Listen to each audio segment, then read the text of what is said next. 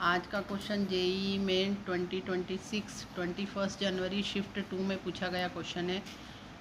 The question is the total length of potentiometer wire A B is 50 centimetre in the arrangement the galvanometer shows 0 reading then the length A P is dash centimetre.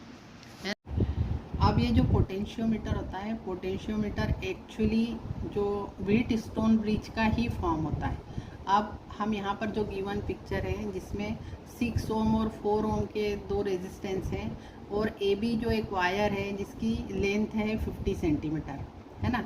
और यहाँ पर दिया हुआ है कि P point से जब इस पॉइंट के बीच गैल्वेनोमीटर लगाते हैं तो गैल्वेनोमीटर का डिफ्लेक्शन 0 होता है।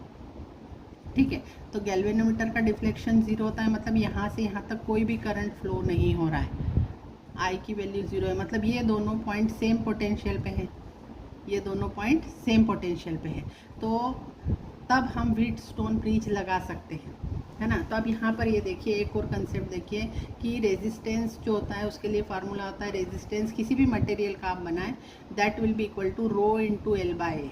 मतलब रेजिस्टेंस प्रोपोर्शनल होता है जो भी मटेरियल का बना हो उसकी डेंसिटी के जो भी लेंथ होगी उसके डायरेक्टली प्रोपोर्शनल, और एरिया के इन्वर्सली प्रोपोर्शनल होता है। अब जो ये ए बी वायर है ना, जो हमने पोटेंशियोमीटर में जो वायर ली है, यहाँ पर पोटेंशियोमीटर में एक कंडीशन होती है कि इस वायर की जो लेंथ है उस पूरी लेंथ के थ्रू आउट इसका area of cross section same होना चाहिए। मतलब जो भी वायर आप बनाएं उसका क्रॉस सेक्शन पूरी ए बी लेंथ में सेम होना चाहिए। ऐसा नहीं होना चाहिए कि कहीं से वायर पतली हो रही कहीं से वायर मोटी हो रही। मतलब ए हमारा कांस्टेंट रहेगा इस पूरी लेंथ में, ए आपका कांस्टेंट हो गया, और सेम मटेरियल की बनी है तो आपका रो भी कांस्टेंट हो गया, तो R is directly proportional to क्या हो गया, एल के। तो रेजिस्टेंस डायरेक्टली प्रोपोर्शनल हो जाता है लेंथ के।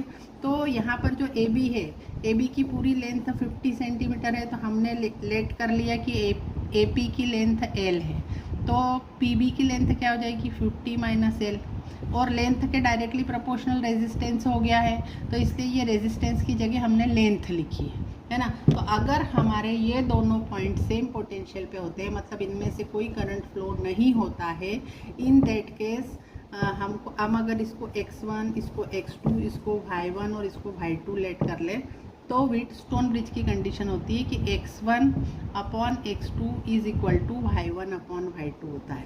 तो अब हम इसकी वैल्यूज लिख देते हैं, x1, x2 और y1, y2 की वैल्यू यहाँ पर लिख देते हैं, है ना। तो x1 की वैल्यू कितनी है आपकी 6 upon 4 is equal to L upon 50 minus L.